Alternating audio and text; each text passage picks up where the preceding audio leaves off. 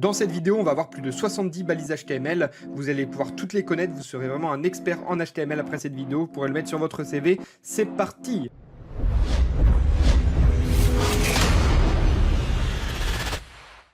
Alors, on commence avec la structure de base d'un document. Un document HTML commence toujours par le doctype HTML et ensuite on ouvre une balise HTML. Ensuite, on a les balises head qui vont tout simplement être le haut de la page HTML et on va souvent mettre les métadescriptions, c'est tout ce qui va être pour les robots ou des paramètres tout simplement pour votre site. Le title, c'est ce que vous voyez en haut dans un onglet.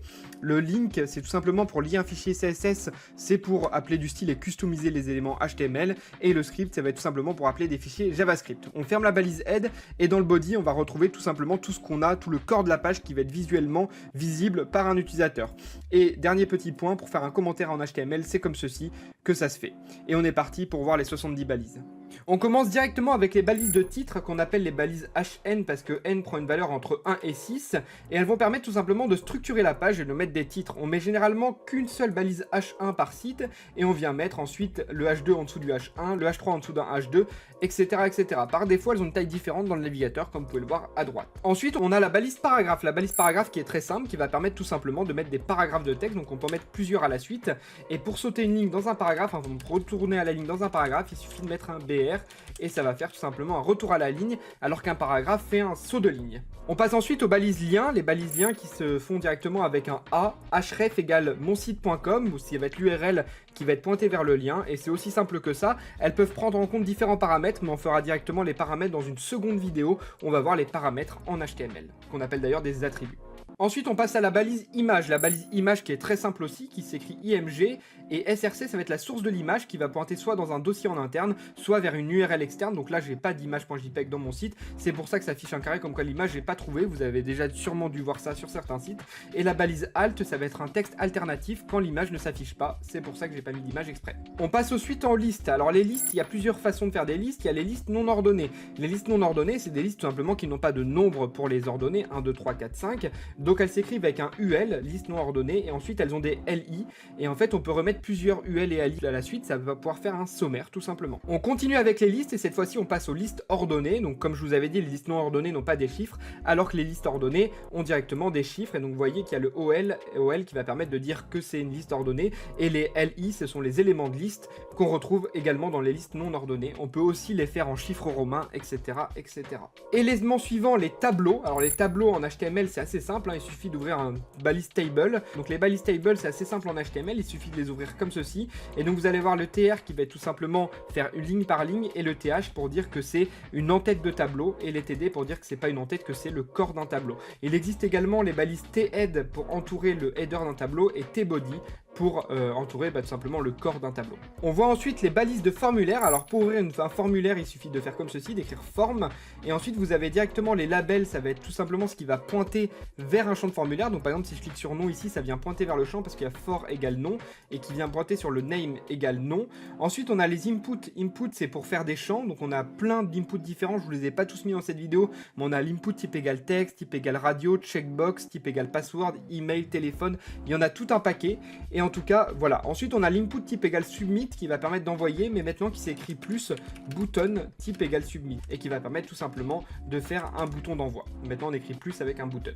Une des balises les plus importantes en HTML, c'est le div. Alors le div, comme vous voyez, il n'y a rien qui se passe au niveau du rendu à droite et pourtant c'est très important. Vous allez le retrouver très souvent en programmation. Le div permet tout simplement de faire un élément qu'on va pouvoir designer. Donc par exemple, quand vous avez le conteneur d'une page, un carré blanc, généralement il est inclus dans un div. Donc voilà, c'est un truc d'assez abstrait qui va permettre d'entourer finalement et de pouvoir le designer en CSS. Il faut savoir que, j'ai oublié de vous le préciser, mais les éléments HTML ont plusieurs façons de s'afficher. Il y a ce qu'on appelle le display block, le display inline block ou le display inline block.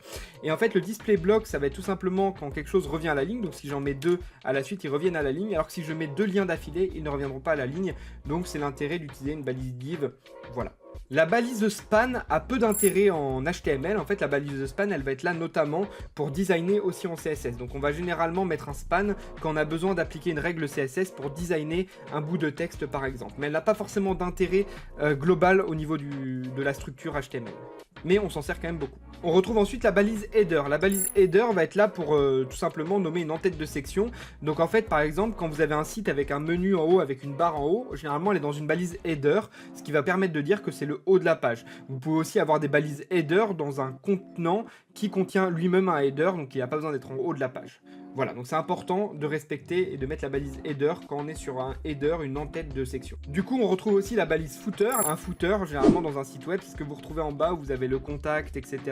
L'inscription à la newsletter, tout ce qui est en bas de la page, souvent d'une couleur un peu différente. On appelle ça un footer et donc ça se met dans une balise footer. On a ensuite la balise nav. La balise nav va généralement entourer un menu de navigation. Donc généralement, là, il n'y a pas de menu dedans, mais elle va entourer un menu de navigation. Donc dès que vous avez un menu avec plusieurs liens, vous l'entourez d'une balise nav. Ça permet de dire au navigateur qu'on se trouve, et d'ailleurs même au niveau de la sémantique pour les autres développeurs, qu'on se trouve dans un menu de navigation. On passe ensuite à la balise section. La balise de section, ça va permettre tout simplement de dire qu'on est sur une section dans un container global. Donc par exemple, un article de blog qui peut contenir plusieurs sections. La section 1 qui va être tout simplement l'introduction et la section 2 qui va être le corps de l'article par exemple. L'aside est une balise qui va permettre de dire qu'un contenu est un contenu annexe, un contenu peu utile à la page. Donc on met généralement ça dans une balise aside. Peu d'intérêt de parler de la balise aside, on s'en sert quand même assez peu, mais quand vous avez un élément de votre page, vous savez pas trop où le mettre, il est peu important, généralement on met une balise aside. On retrouve ensuite la balise time, comme son nom l'indique, qui va généralement contenir tout ce qui est date et qui va permettre au navigateur et à Google notamment, aussi au moteur de recherche,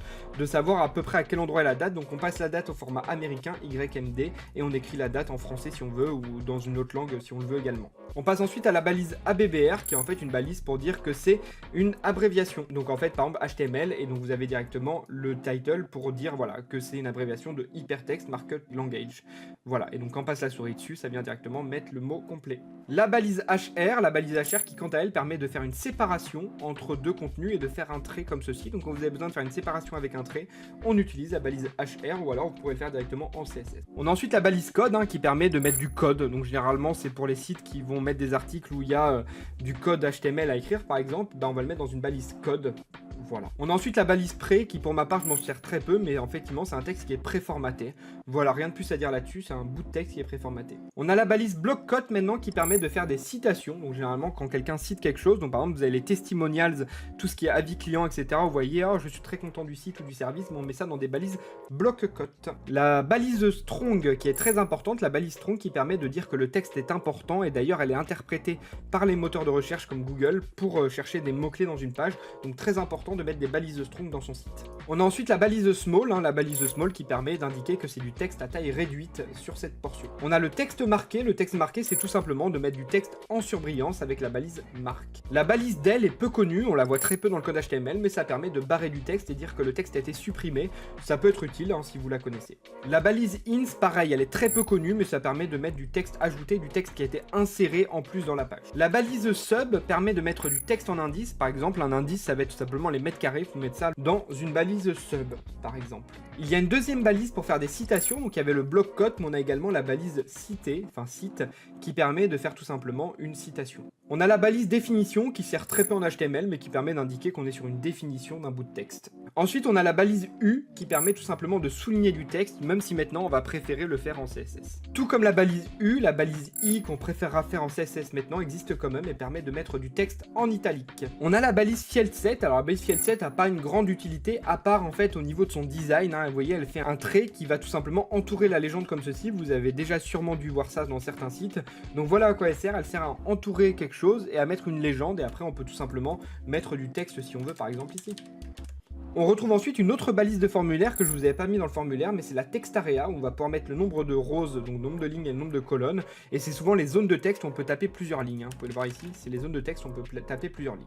On retrouve en suivant les progress bars, donc les progress bars qu'on va pouvoir designer en suivant en CSS aussi, où on va indiquer une valeur et un max, et donc du coup si c'est 50 et 100, ça prend 50% de la taille de la progress bar, et ça s'écrit comme ceci avec la balise progress. On retrouve également la balise meter qui est à peu près la même que la balise progress. En suivant, on passe à la balise range. Alors c'est un input, je vous disais qu'il y avait plein d'inputs différents, donc j'avais oublié que j'avais mis cela, mais il y a l'input type range, donc on avait le type texte qui permettait de taper du texte, et là on a un slider qui permet tout simplement de faire une sélection dans un curseur quoi. Une balise balise assez récente, enfin récente que peu de développeurs connaissent, c'est la balise détail et summary qui va permettre tout simplement de faire un truc déroulant un peu comme une FAQ. Donc c'est natif en HTML, on fait détail comme ceci, on met summary qui va être tout simplement ce qu'on voit à l'extérieur et quand on clique dedans, c'est le contenu avec le paragraphe. En suivant, on passe à la balise dialogue, hein. Vous n'avez pas forcément besoin de faire vos modals ou vos dialogues directement en JavaScript. En CSS, il y a une balise qui existe qui s'appelle la balise dialogue, qu'on peut mettre open ou fermé tout simplement.